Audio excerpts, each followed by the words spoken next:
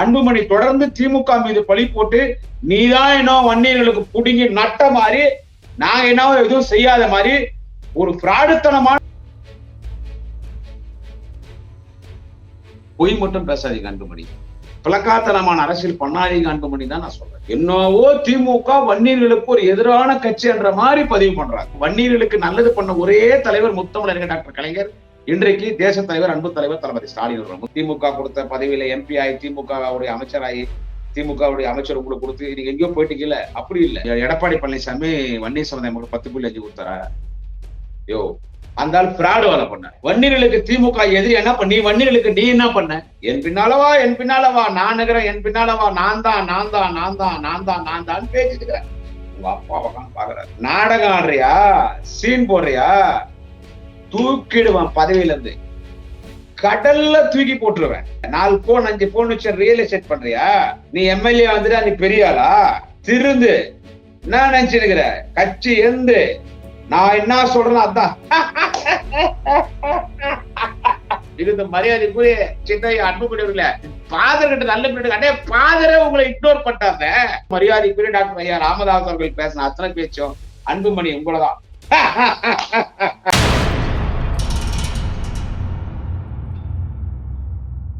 My Chennai 360 YouTube channel நேயர்களுக்கு குடியாத்தம் குமரனின் பணிவான வணக்கங்களை தெரிவித்துக் கொள்கிறேன். நண்பர்களே, கடந்த 11ஆம் தேதி பாட்டாளி மக்கள் கட்சியினுடைய மாநாடு மகாபலிபுரம் அருகே நடைபெற்றது. அதுல தெரிஞ்ச விஷயம். 11ஆம் தேதி அந்த மாநாடு நடந்து முடிஞ்சு உடனே திரு டாக்டர் ராமதாஸ் அவர்கள் பேசி முடித்தவுடன் ஒரு 10 நிமிஷத்துக்கெல்லாம் யூடியூப் சேனல்ல இருந்து போன் வர ஆரம்பிச்சிச்சு. பதில் கொடு. நானு நீங்க இப்படிதான் என்ன உசுப்பேத்தி விடுறீங்க, நானும் பேசுறேன். அவங்க இஷ்டத்துக்கு கமெண்ட்ல இஷ்டத்துக்கு பேசுறாங்க. அவன் லைவ் போட்டு பேச ஆரம்பிச்சிடறான். நான் பேசுறது நியாயமா தான் பேசுறேன். இதுல எங்க கட்சியினுடைய மிக மிக முக்கிய நிர்வாகி விவிஐபி, மந்திரி கூட பெரிய பொசிஷன்ல இருக்கக்கூடியவர், அவர் வீட்டாண்டே போயிட்டு நேரா குமரன் இப்படி எல்லாம் பேசுறானே, நீங்க கொஞ்சம் சொல்லக்கூடாதான்னு இப்ப அந்த ரேஞ்சுக்கு போயிட்டாங்க. எங்களை பத்தி பேசவே வேணாம்னு சொல்லுங்கன்னு என் கட்சியினுடைய முக்கிய விவிஐபி, மந்திரி கூட பெரிய இடத்துல இருக்கக்கூடியவர், அவர்கிட்ட போய் சொல்ல ஆரம்பிச்சிட்டாங்க. அவரு என்கிட்ட என்ன சொன்னார்னா, இந்த செய்தியை நான் பதிவு பண்ணணும். ஏப்பா நீ பதில் சொல்லு, நமக்கு நம்மள யாருன்னா விமர்சனம் பண்ணா பதில் சொல்லணும். அதுவும் குறிப்பா பாட்டாளி மக்கள் கட்சிக்கும் அதனுடைய அதிகாரப்பூர்வ தலைவர், நிறுவன தலைவர் திரு டாக்டர் ஐயா ராமதாஸ் அவர்களுக்கும் திரு அன்புமணி ராமதாஸ் அவர்களுக்கும் நீ பதில் சொல்லு, வேணான்னு சொல்ல. அவங்க எப்படி நம்மள விமர்சனம் பண்றாங்களோ அந்த லாங்குவேஜ்ல பேசு. நம்மள அநாகரிகமா பேசினாங்கன்னா நீ அநாகரிகமா பேசு. அவங்க அநாகரிகமா பேசாம அவங்க நாகரிகமா பேசிட்டு நீ அநாகரிகமா பேசினா தப்பாடு யாரா இருந்தாலும். அவங்க எந்த விதத்துல நம்மள விமர்சனம் பண்றாங்களோ அந்த விதத்துல பதில் கொடு. நீ கடுமையான கோபத்துல கடுமையான வார்த்தைகளை பயன்படுத்தாத. யாரா இருந்தாலும் ஒரு நியாயம் இல்லையா? சரி, அவர் சொன்னது நியாயமா பட்டுச்சு, சரி நான் சொல்லிட்டேன். அப்புறமா நான் அது பிறகு பதிவு போடல. ஏன்னா எங்க ஊர்ல நேற்றைக்கு 15ஆம் தேதி நேற்றைக்கு எங்க ஊர்ல ஒரு பிரம்மாண்டமான குடியாத்தம் அருள்மிகு கங்கை அம்மன் திருவிழா. அதனால எல்லா யூடியூப் சேனலும் சொன்னேன், பாய் ஒரு 4 நாள் போட்டோம், இதான் மாநாடு முடிஞ்சுக்குது, நைட்டே பேச சொல்றிய, 4 நாள் போட்டோம், ஒரு 16ஆம் தேதி 17ஆம் தேதி நம்ம கருத்தை பதிவு பண்ணலாம் அப்படின்னு நான் சொன்னேன். அவங்க மாநாடு நடத்துறது நமக்கு எந்த பிரச்சனை கிடையாதுங்க. அவங்க கட்சி மாநாடு அவங்க நடத்துறாங்க, அதெல்லாம் நம்ம விமர்சனம் பண்றதும் தப்பு. அந்த மாநாடு ஸ்டார்ட் ஆகி கலை நிகழ்ச்சிகள்ல ஸ்டார்ட் ஆகி கடைசியா டாக்டர் ஐயா ராமதாஸ் அவர்கள் பேசி முடியும் வரைக்கும் நான் டிவி முன்னாள் உட்காந்தவன், செல்போன் எல்லாம் ஆஃப் பண்ணிட்டு லைவ்ல முழுசா பார்த்தேன். அந்த மாநாடு நல்ல கூட்டம் வரதான் செய்யும்.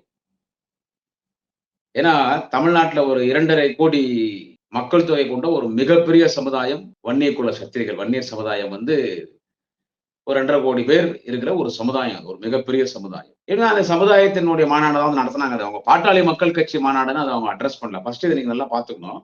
பெரிய கூட்டம் முடிச்சு, நான் மத்தவங்களை சொல்ற மாதிரி இது கூலிக்கு கூட்டம், கூலி கொடுத்து கூட்டணும் வந்தாங்கலாம் நான் சொல்ல மாட்டேன். அவங்களுக்கு வாங்கிதான் பழகம், கொடுத்து பழகம் கிடையாது.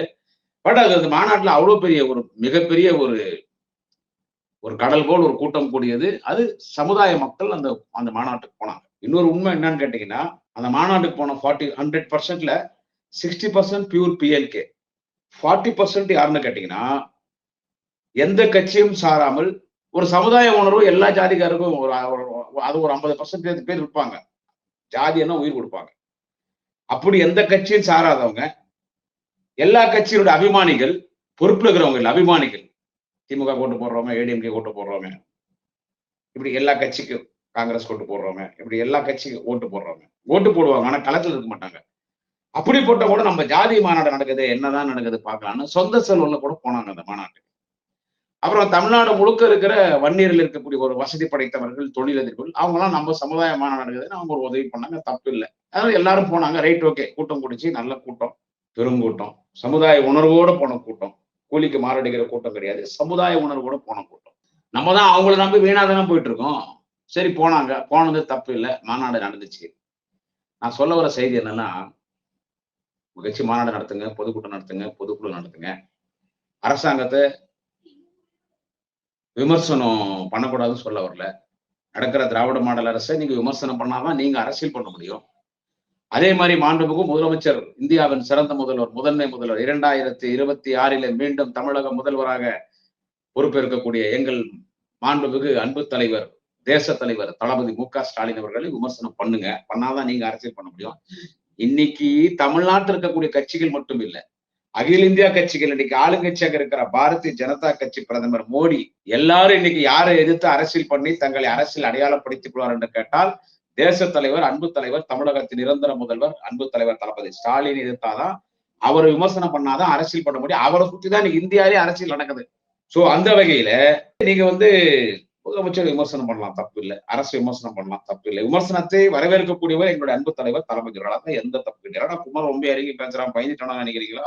நமக்கு பயம்னா என்னன்னு தெரியாது. என்னை பத்தி உங்களுக்கு தெரியும். எனக்கு பயம்னா என்னன்னு தெரியாது. ஏன்னா சும்மா எடுத்தவொடனே அப்படியே நம்ம ஸ்டைல்ல அதிரடியா பேசிடக்கூடாது. ஒரு நியாயத்தை எடுத்து வைக்கிறோம்ல. ஏன்னா அந்த பாமக எங்களை பேசணும் அவனுக்கு தூக்கம் வராதடான்றாங்க. இன்னும் வேற மாதிரிலாம் பேசுறாங்க, இன்னும் வேற மாதிரிலாம் பேசுவாங்க. அது இந்த பதிவு ஒரு டீசெண்டா போயிடுவோமே, என்ன சொல்றது? அதனால நமக்கு பயம்லாம் என்னன்னு தெரியாது. ஒரு நியாயமான கேள்வி, வன்னிய சமுதாய மக்களிடத்துல ஒரு நியாயமான கேள்விதான் இந்த பதிவு. அன்புமணி ராமதாஸ் அவர்களுக்கு ஒன்னே ஒண்ணு இந்த பதிவுல சொல்றேன், மீண்டும் மீண்டும் சொல்றேன். நீங்க முதலமைச்சர் விமர்சனம் பண்ணாதான் உங்களை நீங்க அடையாளப்படுத்திக்க முடியும். அரசு விமர்சனம் பண்ணி உங்களை அடையாளப்படுத்திக்க முடியும். ஆனா நீங்க எல்லாம் விமர்சனமே பண்ணக்கூடாது. முதலமைச்சர் தலைவர் தளபதியும் திமுகவில் 7 ஜென்மத்துக்கு நீங்க விமர்சனம் பண்ணக்கூடாது. பண்றீங்க, சரி பண்ணிக்கங்க. அதோட நான் சொல்ல எவ்வளவு பண்ணீங்க. ஆனா பொய்யான குற்றச்சாட்டு, என்ன சொல்றது, பொய் மட்டும் பேசாதீங்க அன்புமணி. பிளக்காத்தனமான அரசியல் பண்ணாதீங்க அன்புமணி தான் நான் சொல்றேன். நீங்க டீசெண்டா பேசுங்க. முதலமைச்சர் பொய் பேசுறீங்க பாரு. அதாவது பிஜேபி கொடுத்த அஜெண்டாவா என்ன அஜெண்டான்னு தெரியல. அதாவது இவர் திரு அன்புமணி ராமதாஸ் அவர்கள், அவர் எல்லா இதுவும் பேசுறது என்னன்னு கேட்டா, என்னவோ திமுக வன்னியர்களுக்கு ஒரு எதிரான கட்சி என்ற மாதிரி பதிவு பண்றாரு தொடர்ந்து. அதிலும் குறிப்பாக மாண்புமிகு தமிழக முதல்வர், தேச தலைவர், அன்பு தலைவர் தளபதி ஸ்டாலின் அவர்கள், எங்கள் தலைவர் தளபதி அவர்கள், அவர் வன்னியர்களுக்கு விரோதி. வன்னியர்களை பார்த்தா முதலமைச்சருக்கு வன்னியர்னாலே பிடிக்காது. அந்த மாதிரி நீங்க பேசுறீங்க பாருங்க அன்புமணி, அது தப்பு. ஏன்னா நீங்க அந்த மாநாட்டுல தொடர்ந்து பேசிட்டு வரதான் அந்த மாநாட்டுல நீங்க பேசுறீங்க. சோ என்னுடைய பதில், நீங்க பேசிய பேச்சுக்கு. ஏன்னா நீ இப்ப முதலமைச்சரை பத்தி பேசும்போது நான் பேசணும் இல்ல, நீ என்ன பேசினாலும் பேசாதுக்கு நான் ஒரு கேன பையன் கிடையாது. நான் ஒன்னும் பைதாங்குழி கிடையாது. இந்த மாநாட்டை பேசும்போது நீங்க பேசுறீங்க, வன்னியர்களுக்கு நாங்க தான் உழைச்சோம், நாங்க தான் இடஒதுக்கீடு வாங்கி கொடுத்தோம், ஐயா தான் டாக்டர் ஐயா தான் இடஒதுக்கீடு வாங்கி கொடுத்தா. சரி, அவரே வாங்கி கொடுத்த மாதிரி இருக்கட்டும். யார் கொடுத்தாங்க? ஐயா போராடினால்தான் கிடைச்சிச்சு. ரைட், ஐயா போராடினார், இல்லைன்னு சொல்லல. 7 நாள் தமிழ்நாடு, 10 நாள் தமிழ்நாடு வன்னிய மக்கள் வாழுகிற பகுதியில ஸ்தம்பித்து போச்சு, இல்லைன்னு சொல்லல. ஐயா போராடினாரு, ரைட்டு, ஓகே. அவரு எம்ஜிஆர் ஆட்சியில கூட தான் போராடினாரு. எத்தனை முறையா நான் பேசிட்டோம். எம்ஜிஆர் ஆட்சியில கூட தான் போராடினாரு, சுட்டு சாகடிச்சிட்டாங்க.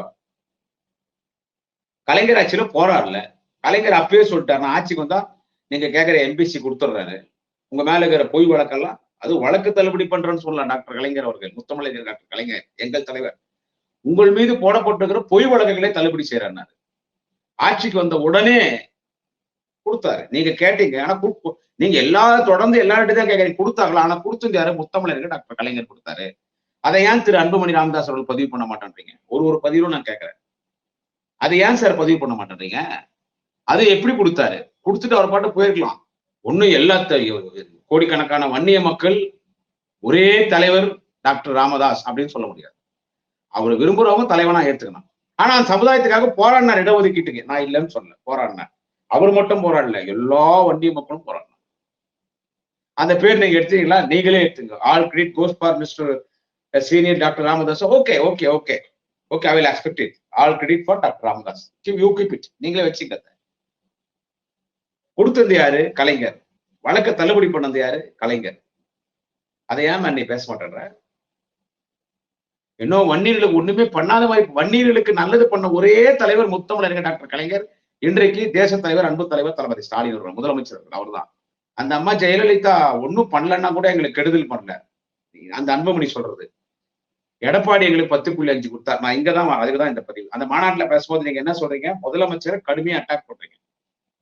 ஆனா உங்க அப்பா டாக்டர் ஐயா ராமதாஸ் ரொம்ப டீசென்டா பேசினார். அதுக்கு பின்னால வர அந்த மாநாட்டுல நீங்க பேசுனீங்கல்ல, இதுக்கு நான் பதில் சொல்லணும்ல. முதலமைச்சர் விமர்சனம் பண்ணிட்டு 10.5 கடந்த அதிமுக ஆட்சியில திரு எடப்பாடி பழனிசாமி கொடுத்தாரு. அது திமுக ஆட்சிக்கு வந்தோடனே இவங்களே நீதிமன்றத்துக்கு போய் இதை தள்ளுபடி பண்ணி நம்மளுக்கு கொடுக்கறதுக்கு அவங்களுக்கு மனம் இல்லை, இந்த ஜாதி வாரி கணக்கெடுப்பு நடத்த மாட்டோம். கேட்டா எங்களுக்கு அந்த அதிகாரம் இல்லைன்னு சொல்றாருன்னா உண்மையிலே நமக்கு அந்த அதிகாரம் இல்லை. ஏன்னா அங்க நடத்தினாங்க. தெலுங்கானால இருந்து அமைச்சர் வந்திருக்காரு, பெங்களூர்ல இருந்து மேயர் வந்திருக்காரு, எக்ஸ் மேயர் வந்து பெங்களூருடைய முன்னாள் மேயர் நம்ம தமிழர் அவர். ஏன்னா பெங்களூர்ல அதிகமா இருக்கக்கூடிய தமிழர்கள் தான். நம்ம தமிழர்கள் இல்லைன்னு சொன்னா பெங்களூர் கிடையாது.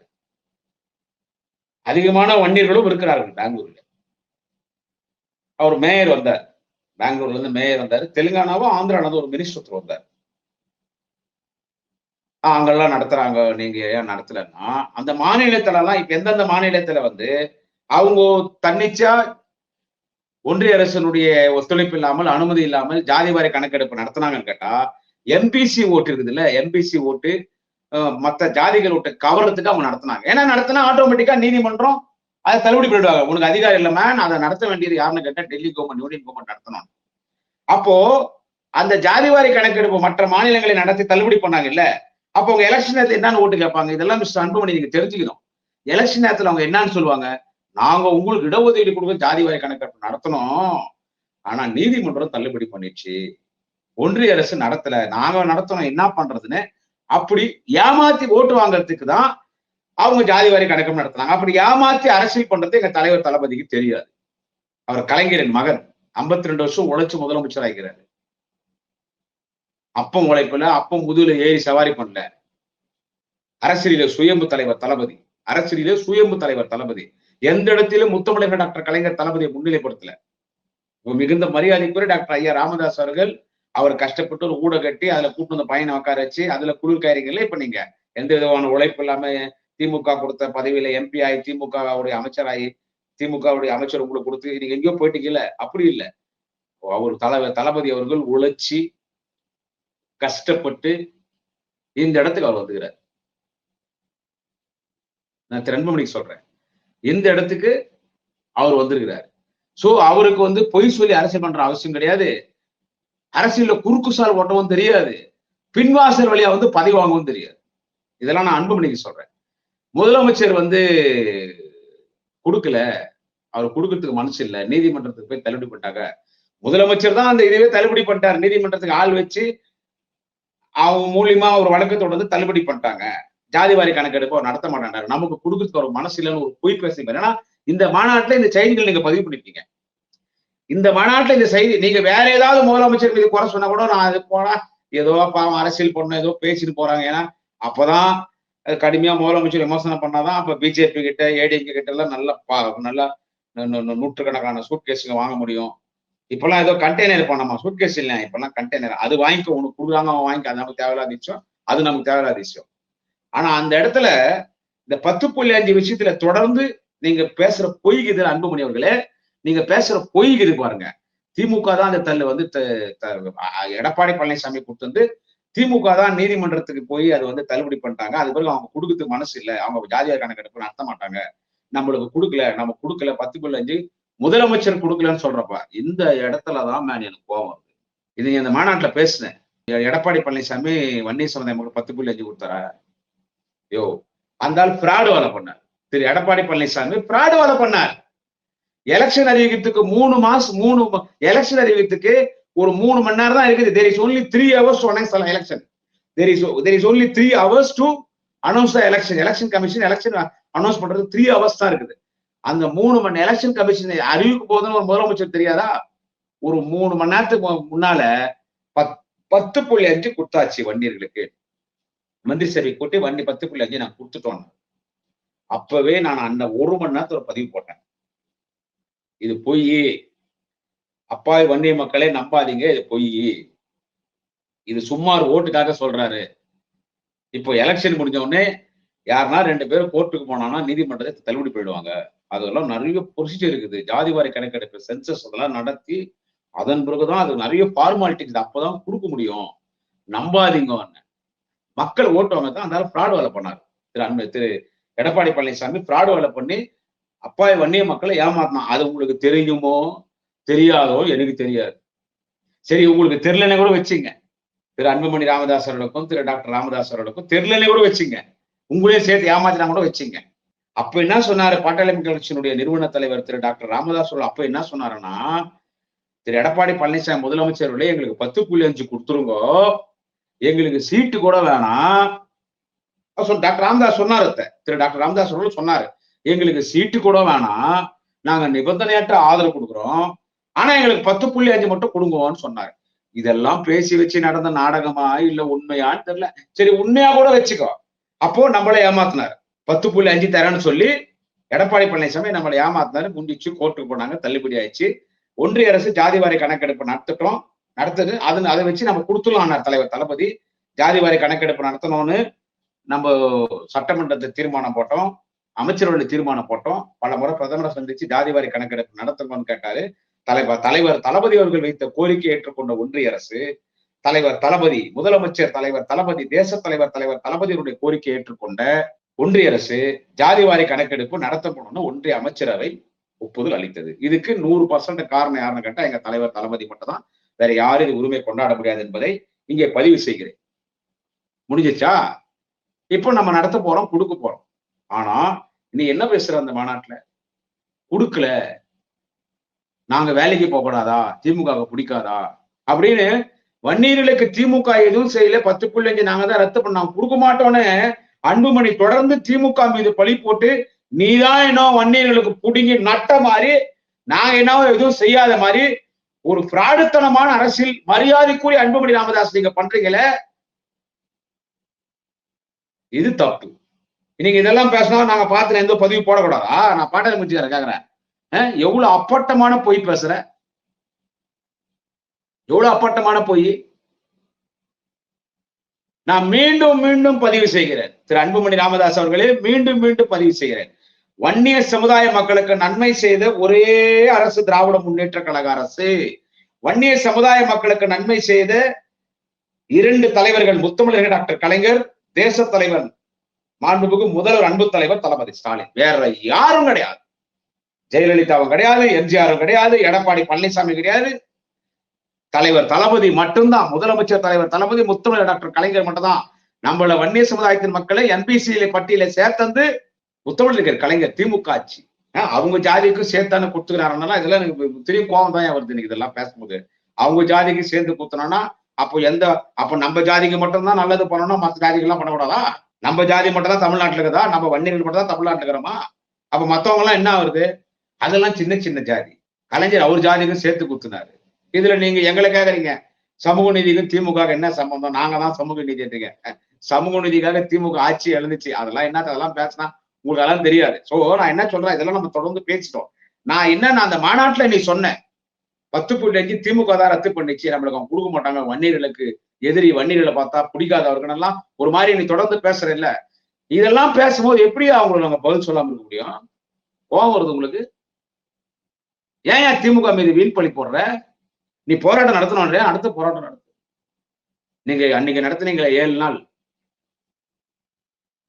அந்த மாதிரி போராட்டம் நடத்துறியா? நடத்து போராட்டம் நடத்து, ஆர்ப்பாட்டம் நடத்து, மறியல் நடத்து, என்ன பண்றியோ பண்ணு. அதுக்காக வன்னியர்களுக்கு திமுக எதிரி என்ன பண்ணி, வன்னியர்களுக்கு நீ என்ன பண்ண? நீ வன்னியர்களுக்கு பார்த்தா பிடிக்காது, வன்னியர்களுக்கு ஒண்ணுமே பண்ணல, இந்த அரசு ஒண்ணும் பண்ணல, அதுவும் முதலமைச்சர் நீ குறிப்பிட்டு சொல்ற, ஒண்ணுமே பண்ணல. நீங்க என்ன பண்ணீங்க மிஸ் அன்புமணி ராமதாஸ்? 21 பேர் 22 பேர் குண்டு சரி இறந்துட்டாங்கன்னு சொல்றீங்களே, அந்த 22 பேர் குண்டுல இறந்தவங்களுக்கு நீங்க என்ன பண்ணீங்க அன்புமணி ராமதாஸ்? ஒண்ணும் பண்ணல. என் பின்னால வா, என் பின்னால வாங்க. நான் முதலமைச்சரா இருந்தா, நான் முதலமைச்சரா இருந்தா, எம்எல்ஏவா ஜெயிக்கிறீங்களா பாருங்க அண்ணே. நாங்க முதலமைச்சரா இருந்தா, நாங்க முதலமைச்சரா இருந்தா, நாங்க முதலமைச்சரா இருந்தா, நாங்க முதலமைச்சரா இருந்தா, நாங்க ஆட்சிக்கு வந்துட்டா, என் பின்னால வாங்க, என் பின்னால் வாங்க, என் பின்னால் வாங்க. உங்க அப்பா அங்க பாத்துட்டே இருக்கிறாரு. இப்பதான் வச்சுட்டு வரேன். இப்பதான் வச்சிருக்காரு. உங்க அப்பா அங்க பாத்துட்டே இருக்கிறாரு. என் பின்னால வா, என் பின்னால வா, நான் இருக்கிறேன், என் பின்னால வா, நான் தான், நான் தான், நான் தான், நான் தான், நான் தான் பேசிட்டு இருக்கிறேன். உங்க அப்பா உட்காந்து பாக்குறாரு. பார்த்துட்டே இருந்தாரு. அடுத்து இவர் பேசி முடிச்சிட்டாரா? பேசி முடிச்சிட்ட உடனே அடுத்து டாக்டர் ஐயா அவரை பேச விடுறாங்க. அவர் பேச்சு ஸ்டார்டிங்ல நான் அன்புமணிக்கு சொல்றேன், முதல்ல அப்பா கிட்ட நல்ல பேர் எடுங்க. தந்தை சொல் மிக்க மந்திரம் இல்லை. தந்தை சொல் மிக்க மந்திரம் இல்லை. அப்பம் பேச்சு கேட்காதவன் தருதலையா போவான், உருப்படியா போவான்னு கிராமத்துல சொல்லுவாங்க. உனக்கு அப்பா, அவரு உனக்கு அப்பா. அவர் பேச ஆரம்பிச்சார். மாநாட்டினுடைய தலைவர், வன்னியர் சங்க தலைவர் பூத்தா அருள்மொழி அவர்களே, ஐயா பேசுறாரு. நான் சொல்லிட்டேனே, முதல்ல மாநாட்டுக்கு தலைவர் நானுன்னு சொல்லிட்டாரு. என் தலைமையில் மாநாடு நடைபெறும்னு இவர் ட்விட்டர்ல பதிவிட்டார் திரு அன்புமணி ராமதாஸ். உடனே இதை பார்த்தோன்னே டாக்டர் ராமதாஸ் அவர்கள் என் தலைமையில் தான் மாநாடு விட்டார். அப்புறமா பூத்த அருள்மொழிட்டாங்க. அங்கேயே தகராறாச்சா சொல்லிட்டு எல்லாரும் ஒரு 4-5 பேர் தான் சொன்னார், அதிகமான பேர் சொல்ல. ஜி.கே. மணி, மரியாதைக்குரிய ஜி.கே. மணி அவர்களை ரொம்ப பில்டப் பண்ணி சொன்னாரு. அந்த தகுதி திரு ஜி.கே. மணி அவர்களுக்கு உண்டு. அந்த கட்சியிலே ஒரு ரொம்ப தங்கமான மனுஷன் ஜி.கே. மணி அவர்கள். அந்த தகுதி அன்புமணி ராமதாஸுடைய பேரை வெளிக்கும் போது முதலமைச்சர் கடுமையா குற்றம் சாட்டினால்தான் இதை நான் அன்புமணி அவர்களுக்கு, திரு அன்புமணி அவர்களுக்கு சொல்றேன். திரு அன்புமணி ராமதாஸ் அவர்களை வெளிக்கும் பொழுது அவர் என்ன இப்ப அந்த தலைவர் பள்ளியில் தூக்கிட்டாங்க. இப்ப என்ன பாட்டாளி மக்கள் கட்சியினுடைய கௌரவ தலைவர் எதுவுமே சொல்லாம டாக்டர் அன்புமணி அவர்களே, அதோட இங்கேயே தெரிஞ்சுக்க உங்க போஸ் என்ன அவர் பேசுறது யாரு? உங்க கட்சியை கஷ்டப்பட்டு வளர்த்தவர், கட்சியை உழைச்சி வளர்த்த டாக்டர் ஐயா ராமதாஸ் பேசுறாரு. டாக்டர் அன்புமணி அவர்களே, ராமதாசும் அவரு நான் டாக்டர் அன்புமணி ராமதாஸ், நான் டாக்டர் அன்புமணி ராமதாஸ் என்ற உங்க அப்பா பேர் தான் சொல்லணும். அதான் நியாயம். அதை நீ சொல்ற தப்பு இல்லை. ஆனா திரு டாக்டர் ராமதாஸ் அவர்கள் அன்புமணி பேரை விழிக்கும் பொழுது டாக்டர் அன்புமணி அவர்களே, பாட்டாளி மக்கள் கட்சியின் தலைவரும் சொல்ல, அத தலைவர் இல்லன்ட்டாரு. இப்ப ஏதோ கௌரவ தலைவரோ என்னவோ தலைவரும் போட்டாங்க இல்ல, அதையும் சொல்ல, பாட்டாளி மக்கள் கட்சி உறுப்பினரும் சொல்ல, ஏதோ கேரா பிளாட்பாரம் மாதிரி சொல்லிட்டார் ஐயா டாக்டர் அவர்கள். என்ன சொன்னார்னா, டாக்டர் அன்புமணி அவர்களே, அதோட முடிஞ்சு போச்சு. முடிஞ்சிட்டு அவர் பேசினார். பேசும்போது ஸ்பீச்ல ஒரு இடத்துல அன்புமணி பேச்ச கொண்டு வரல. அவர் எப்ப பேசினாலும் என்ன பேசுவாரு? அன்புமணி முதலமைச்சர் ஆக்க வேண்டும். நீங்கள் ஏன் அன்புமணி பின்னால் வரவில்லை? அன்புமணி படித்தவர், நல்லவர். அன்புமணியை முதல்வர் ஆக்க வேண்டும், முதல்வர் ஆக்க வேண்டும். அவர் பேசுவார்ல. இதான் பிரச்சனை எவ்வளவு ஓடி இருக்குது இந்த மாநாட்டுல.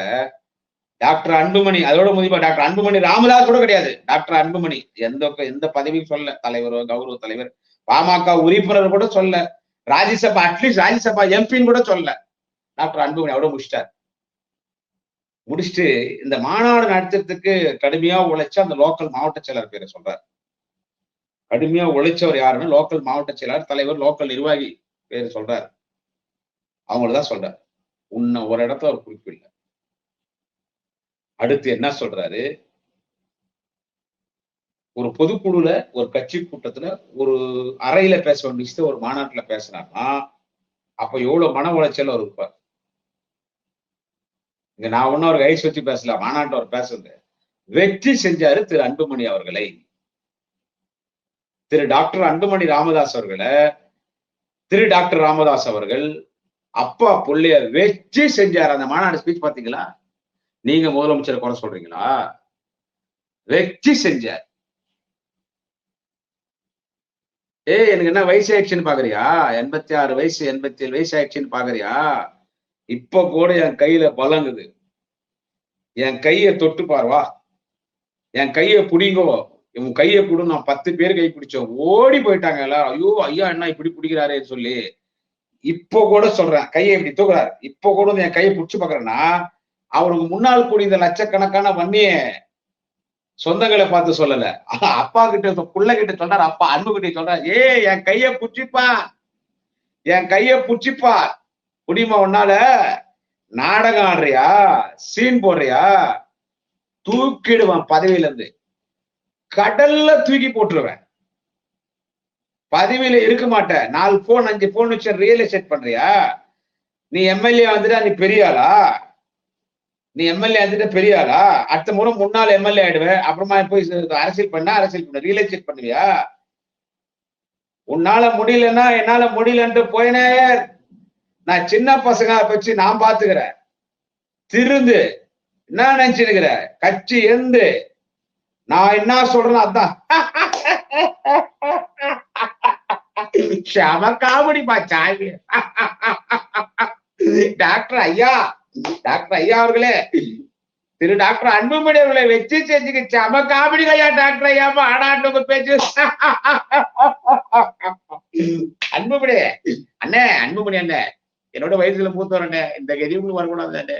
அண்ணே ஃபர்ஸ்ட் ஃபாதர் கிட்ட நல்ல பேர் எடுக்குதே, மிகுந்த மரியாதைக்குரிய சின்னையா அன்புமணி அவர்களே, ஃபாதர் கிட்ட நல்ல பேர் எடுக்க. அண்ணே ஃபாதரே உங்களை இக்னோர் பண்ணிட்டாங்க. கடல்ல தூக்கி போட்டு வந்துட்டாரு, பிச்சு எடுத்துட்டு வந்துட்டாரு, பதவியில இருந்து தூக்கிட்டு வந்துட்டாரு. அந்த 5 எம்எல்ஏக்களை வச்சு செஞ்சார்.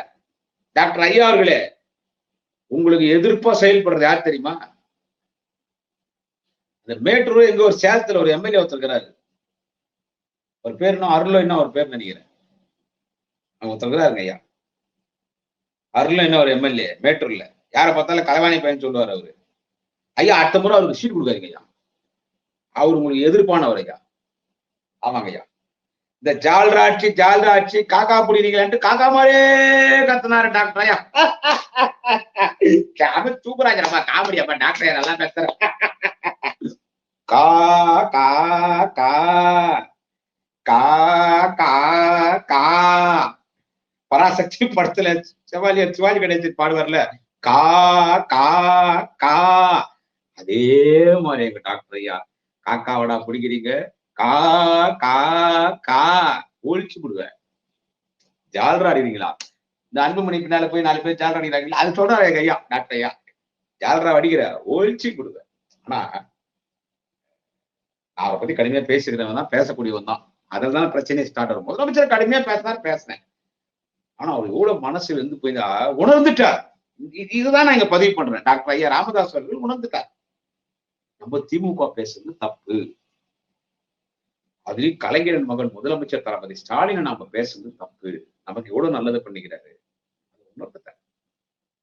தம்பி ஸ்டாலின் இடத்தில் நான் அன்றைக்கே வேண்டுகோள் வைத்தேன். அந்த மாதிரி பேசிட்டு இந்த மாநாடு நடத்த முழு ஒத்துழைப்பு தந்து அரசுக்கு நன்றி என்றார். திரு அன்புமணி ராமதாஸ் பேசும்போது என்ன சொன்ன அப்படின்னு கேட்டா, காவல்துறைக்கு நன்றி என்றாரு. அரசாங்கம் சொன்னாதான் உனக்கு காவல்துறை வருவாங்க. அரசாங்கம் சொல்லலாம் காவல்துறை வரமாட்டாங்க. காவல்துறையுடைய அமைச்சர் யாருன்னு கேட்டால் மாண்புமிகு தமிழக முதல்வர் தேச தலைவர் அன்பு தலைவர் தளபதி ஸ்டாலின் அவர்கள், அண்ணன் தலைவர் தளபதி ஸ்டாலின் அவர்கள். ஆனா டாக்டர் ஐயா என்ன பேசுறாருன்னா, ராமதாஸ் அவர்கள் இந்த அரசுக்கு நன்றி என்ன, இந்த மாநாடு முழுவ நடத்துவதற்கு முழு ஒத்துழைப்பு தந்த இந்த அரசுக்கு நன்றி என்றார். ஒரு இடத்துல அரசாங்கத்தை விமர்சனம் பண்ணல. இதுதான் நீங்க கவனிக்கணுங்க. ஒரு இடத்துல திராவிட மாடல் அரசை விமர்சனம் பண்ணல. ஒரு இடத்துல முதலமைச்சர் தலைவர் தளபதி ஸ்டாலின் அவர்களை விமர்சனம் பண்ணல.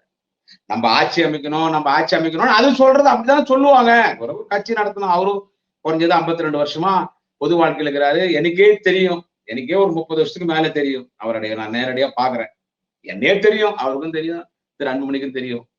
அது இப்போ நல்லா தெரியும்.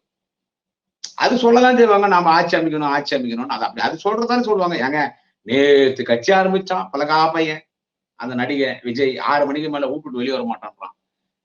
நல்ல பாரிஞ்சரக்கு போட்டு நடிகைகளோட ஆசை நாயகிகளோட குத்தாட்டம் போட்டு உல்லாசமாகறான். ஒர்க்கிங் ஹோம் பாலிடிக்ஸ் பண்றான் அந்த நடிகர் விஜய். அவன் எல்லாம் அடுத்து நான் முதலமைச்சர்ன்றான். சீமான் சாமான் எல்லாம் அடுத்து நான் முதலமைச்சர்ன்றாங்க. கண்டவன்லாம் சொல்றான் அடுத்து நான் முதலமைச்சர்னு. இதுல இவங்க நாங்க ஆட்சி அமைக்கணும்னு அப்போட ஒரு அன்புமணி முதலமைச்சர் இல்ல, நம்ம கோட்டைக்குள்ள போனா எப்படி போறது? அது சொல்றாரு ஐயா. உழைக்காம போயிட முடியுமா? ஜாலரா அடிச்சா போயிட முடியுமா? காக்கா புடிச்சா போயிட முடியுமா?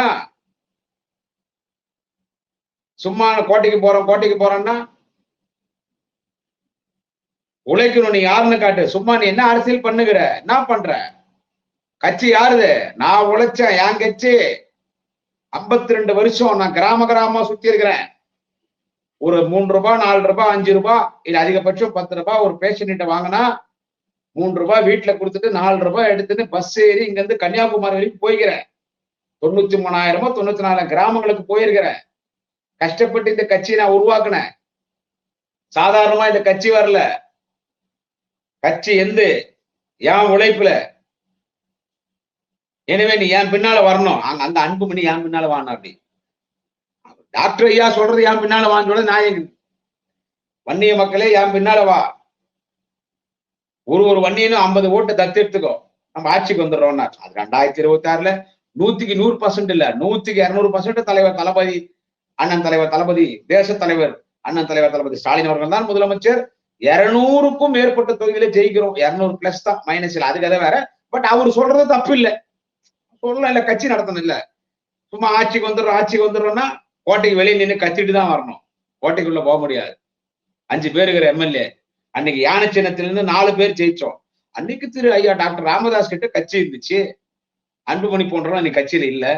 அவர் ஸ்கூல்ல போச்சிருந்தாரோ காலேஜ போச்சிருந்தாரோ எனக்கே தெரியும். யானை சின்ன எனக்கே தெரியும். ஏன்னா எங்க சொந்தக்கார சித்தப்பா சீவூர்ல குட்டின்னு சொல்லி எங்க குடியாத்துல அவரே யானை சின்னத்தை நின்னார். எங்க ரிலேஷன் இன்னைக்கு கூட இருக்கிறார், சீவூர்ல இருக்கிறார், குட்டின்னு சொல்லி யானை சின்னத்தை நின்னார் அவரே. அப்ப நான் பெங்களூர்ல இருந்தேன். எதுக்கோ வந்து இந்த குடியாத்துக்கு அப்ப பார்த்தேன் நான். யானை சின்னத்தை நின்றுதார், எனக்கே தெரியும். 4 பேர் நின்று யானை சின்னத்துல கூட்டணி கிடையாது, எதுவும் கிடையாது. அன்னைக்கு நம்ம நின்னோம். 4 பேர் யானை சின்னத்தை ஜெயிச்சாங்க.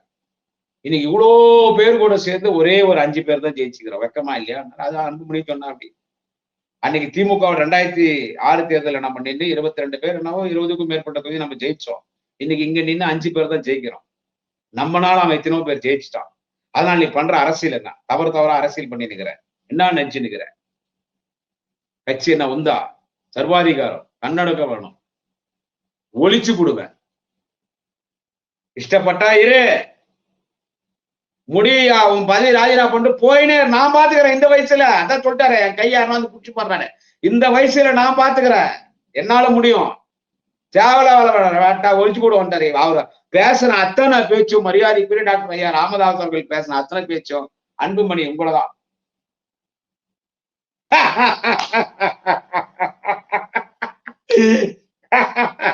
அண்ணே அன்புமணி பாவடே, என்னுடைய ஆழ்ந்த வருத்தங்கள்ல டாக்டர் ஐயா பேசும்போது அன்புமணி மூஞ்சி பார்க்கணும். அப்படியே உள்ளுக்குள்ளோ இப்படி பண்றாரு மூஞ்சி. பார்த்தா ஐயா டாக்டர் ஐயா சூப்பரா பேசினாரு. அப்படியே அன்புமணியை பார்த்தா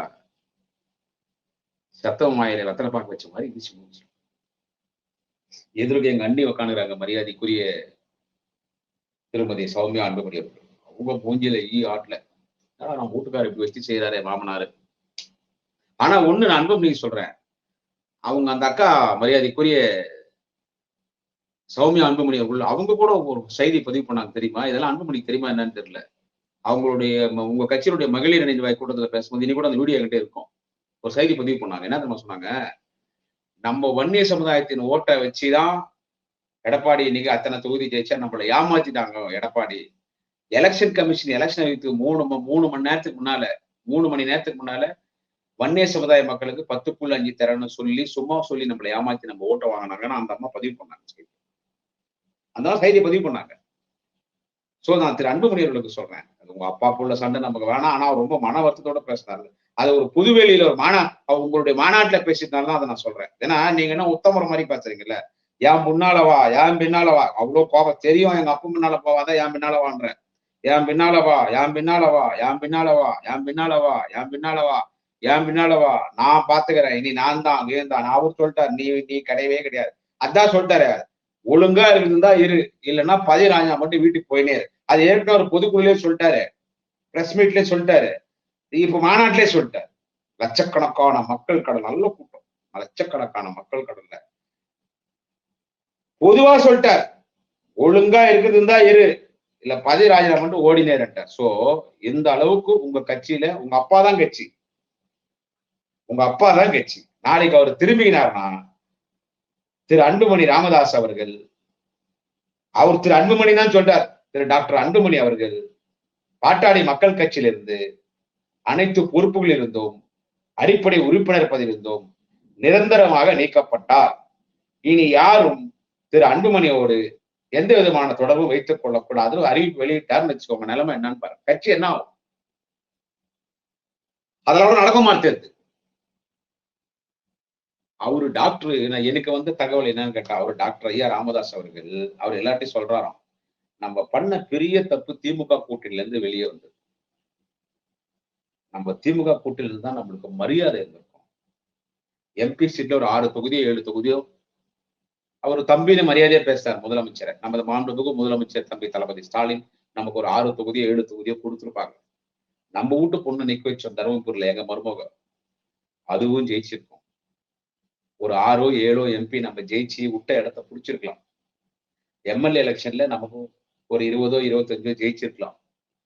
சோ இப்போ அவர் மனசுல இருக்குதான். இப்போ நம்ம திமுக போனா நம்ம கேட்கிற தொகுதியில ஏதோ பேசி நமக்கு கௌரவமா கொடுப்பாரு முதலமைச்சர் தம்பி ஸ்டாலின் அவர்கள். ஐயா டாக்டர் சொன்னது கொடுப்பாரு. திமுகவோட போனாதான் கௌரவமா இருக்கும். இந்த பரதேசி பசங்க பிஜேபி கூட போய் கூட்டணி சேர்ந்தா எம்பி எலெக்ஷன் என்ன நிலைமையோ அதே நிலைமை தான் சொல்லிட்டு அன்புமணி நான் பிஜேபி விட்டு வெளியே வந்துட்டா ஜெயிலுக்கு போகணும்னு சொல்லிட்டு அப்படி போட்டமே ஜெயிலுக்கு, உப்பு தின்னும் தண்ணி குடிக்கட்டுமே. டாக்டர் ஐயா சொல்றான் போட்டமே ஜெயிலுக்கு. இந்த எலெக்ஷனை நான் யாரை காட்டுறேன்னு அவர் முடிவோடு இருக்கிறார். அதனால டாக்டர் அன்புமணி அவர்களுக்கு சொல்றேன், இவ்வளவு பதிவு ஏன்னு கேட்டா, முதலமைச்சரை வந்து வன்னியர்களுக்கு எதிரானவர் 10.5 நாங்க தான் கோர்ட்டுக்கு ஆள் அமைச்சு ரத்து பண்ணோம், 10.5 நாம கொடுக்க மாட்டோம் வன்னியர்களுக்கு, ஜாதிவாரி கணக்கெடுப்பு இவங்க நடத்த மாட்டாங்கன்னு எங்க மேல பொய்யான குற்றச்சாட்டு பண்ண சொல்றீங்க பாருங்க. இது தொடர்ந்து நீங்க சொல்றதுனாலதான் இந்த இதுக்கு மட்டும் தான் நான் பதில் சொல்றேன். சோ பார்த்து பேசுங்க. என்ன கடவுள்னு ஒருத்தன் மேல இருக்கிறான், அவன் பாத்துக்குவான். உங்க அப்பா 1000 தான் இருந்தாலும் மூத்த தலைவர் தானே வரும். உணர்ந்துட்டார். நம்ம முதலமைச்சர் தலைவர் தளபதி அவர்கள பேசுறது, உன்னை வந்து பார்க்கறது அவமானமாகுதுன்னு சொன்னது, உனக்கு இங்க என்ன வேலைன்னு சொன்னது, ஒரு 10,000 பேர் இருக்கிற சமுதாயத்தை சேர்ந்தவங்க முதலமைச்சரா வரணுமான்னு நம்ம பேசின ஒரு தவறான பேச்சு. நம்ம 1000 இருந்தாலும் திமுக விமர்சனம் பண்ணிக்கூடாது, குறிப்பா முதலமைச்சர் தலைவர் தளபதி விமர்சனம் பண்ணிக்கூடாது. உணர்ந்துட்டார்.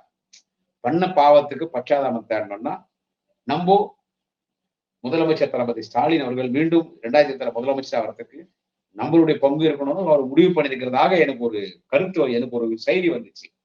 அது எங்க தலைவர் பார்த்துக்குவாரு, எங்க கட்சி பார்த்துக்காது, எனக்கு தேவையில்லாத விஷயம். இவ்வளவு நேரம் குடியாத்த குமரன் பேசியது திமுகவின் கருத்தில்லை, என்னுடைய தனிப்பட்ட கருத்து. என்னுடைய கருத்துக்கும் திமுகவுக்கும் எந்த சம்பந்தம் இல்லை. இப்ப நான் சொல்ல போற கருத்துக்கும் திமுகவுக்கு எந்த சம்பந்தம் இல்லை. நான் ஒரு தளபதியின் தொண்டனாக சொல்கிறேன். இது என்னுடைய சொந்த கருத்து. எனக்கு ஜாதி வெறி கிடையாது. இருந்தாலும் எனக்கும் ஜாதி சர்டிபிகேட்ல வன்னிய குல சத்திரியன் இருக்குது. அதனால சொல்றேன், டாக்டர் ஐயா அவர்களே, நாடு நல்லா இருக்கணும்னா புள்ள பொண்ணு இதெல்லாம் பார்க்க கூடாதுங்க ஐயா. உங்களுக்கு தெரியாது ஒண்ணு இல்லை.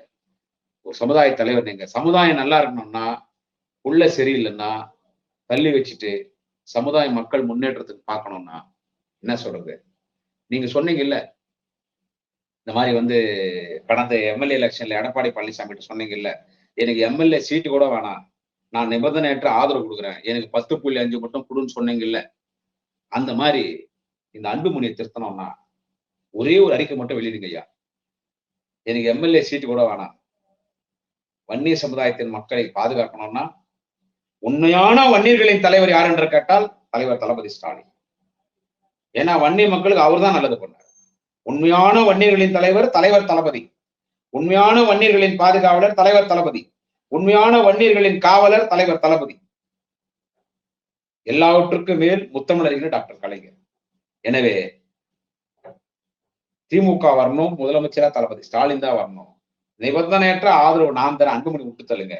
நான் 234 தொகுதிக்கு வர இந்த நீங்க தான் சொல்லிட்டு கை பலமா, உண்மையிலே உங்க கை பலமான கைதான். ஆமாங்க ஐயா, உங்க கை பலமான கைதான். கை பலமாகுது, தொட்டுப்பார். 86 வயசுன்னு பாக்குறியா? ஏய் பாக்குறியா, கோதால இறங்கலாமான்னு ஐயா சொன்னீங்கல்ல, வாங்க ஐயா, நீங்க சூப்பர் ஐயா, சூப்பரா பேசுங்க ஐயா, வாங்க ஐயா, வந்து சொல்லுங்க ஐயா. 234 தொகுதிக்கு நான் பிரச்சாரத்துக்கு வரேன். 2026 மீண்டும் தமிழ்நாட்டின் முதலமைச்சராக மாண்புமிகு தேச தலைவர் அன்பு தம்பி தளபதி ஸ்டாலின் அவர்கள் இந்த நாட்டின் முதலமைச்சராக்கிட உதயசூரிய சின்னத்திலும் கூட்டணி கட்சிக்கும் வாக்களிங்கள் முதலமைச்சர் தளபதி ஸ்டாலினை முதலமைச்சராக்கும், நம் வன்னியர் சமுதாயத்தின் மக்களுக்கு இன்னும் பல நன்மைகளை செய்வார்னு வெளியே வந்துருங்கய்யா, பாத்துக்கலாம் ஐயா. மிஸ்டர் அன்புமணி, பொய் பேசாதீங்க. நன்றி, வணக்கம். நாளை இன்னொரு பதிவிலே பேசுகிறேன். திரியும் சொல்றேன், மரியாதைக்குரிய டாக்டர் ஐயா அவர்களே, மாநாட்டுல உங்க பேச்சு சூப்பர் சூப்பர். அன்புமணி வச்சு செஞ்சு செம காமெடிப்பா. நன்றி, வணக்கம். இடதுசாரிகளை பேசுவதற்கு இவ்வளோண்டுல செருப்பு ஒட்டி இருக்கிற தூசி அளவு கூட சமானம் இல்லை இந்த சங்கி கும்பல். குறிப்பா சாட்டை துரைமுருகனும் அவங்க அண்ணே சில்ற சீமானும் தகுதியற்றவர்கள். மரியாதையா இருந்தா தப்பிச்சுக்குவானுங்க, இல்லைன்னா திருவாரூர் மெத்தேடு தான் வரும். திருவாரூர் மெத்தேடு என்னடானா விளக்கமா எடுத்துட்டு போய் வீட்டுல சாத்துறது.